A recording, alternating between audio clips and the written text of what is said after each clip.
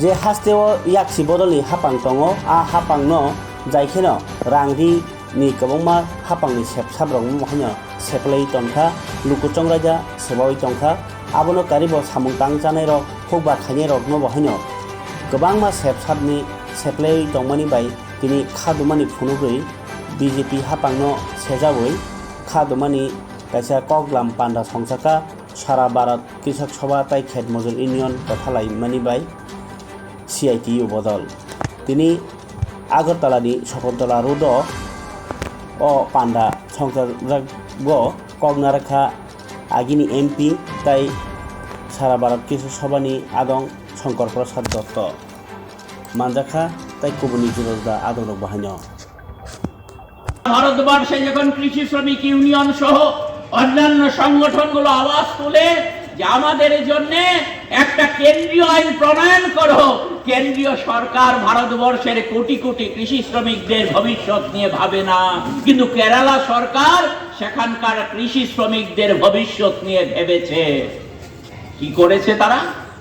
কেরালায় তারা আইন করে বলেছে কেরালায় যতগুলো পঞ্চায়েতি ব্যবস্থা আছে প্রত্যেক পঞ্চায়েতের দায়িত্ব হলো কৃষকরা তাদের জমিতে যে ক্ষেত মজুরদের কাজ করাবেন এই ক্ষেত মজুরদের মজুরি কৃষকদের দিতে হবে না, সেই ক্ষেত মজুরদের মজুরি পঞ্চায়েত থেকে দেবার ব্যবস্থা করা হবে কেরালায়। এই হচ্ছে সেখানকার সরকার আইন করে দিয়েছে, পঞ্চায়েত সমস্ত ক্ষেত মজুরদের মজুরি দেবে। তাহলে কোন ক্ষেত মজুর সেখানে কাজ করে মজুরি থেকে বঞ্চিত হবেন না। তাহলে এই টাকাটা সরকার কোথা থেকে দেবে? কৃষকরা যখন ফসল উঠবে তাহলে কাকে উপকৃত করলো সরকার? একটা সরকার শুভ ইচ্ছা থাকলে কিভাবে উপকার করা যায় দেখুন। একদিকে পঞ্চায়েত যখন কৃষি শ্রমিকদের উপকার করছে, মজুরিটা পঞ্চায়েত দিয়ে দিচ্ছে, অন্যদিকে কৃষকরা যখন তার ফসল উঠবে তা বিক্রি করবে, বিক্রি করে সে টাকা পেলে তারপর পঞ্চায়েতে তার জমিতে কাজ করার জন্য কৃষি শ্রমিকের যে মজুরি লেগেছিল সেই মজুরি তখন সেই কৃষকরা ফিরিয়ে দেবে। তাহলে কৃষকদের উপকার করা হলো, কৃষি শ্রমিকের উপকার করা হলো। এই হচ্ছে বামপন্থী চিন্তা ভাবনায় পরিচালিত একটা সরকারের রাজ্যে অবদান।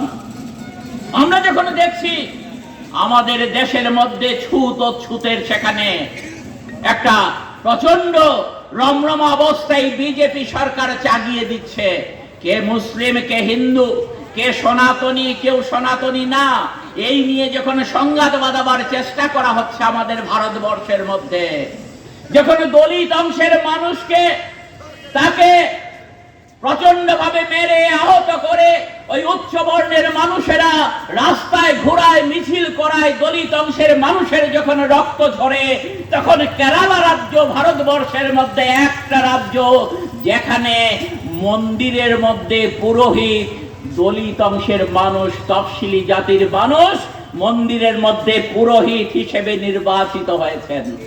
এবং একটা মন্দিরে না, কেরালার অসংখ্য মন্দিরের মধ্যে পুরোহিতরা হচ্ছেন দলিত অংশের মানুষ।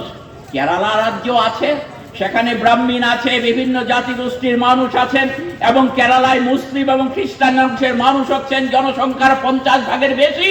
তারপরও সেখানকার মানুষের সম্প্রীতি রক্ষায় কেরালা সরকার একটা গুরুত্বপূর্ণ ভূমিকা সেখানে পালন করছে।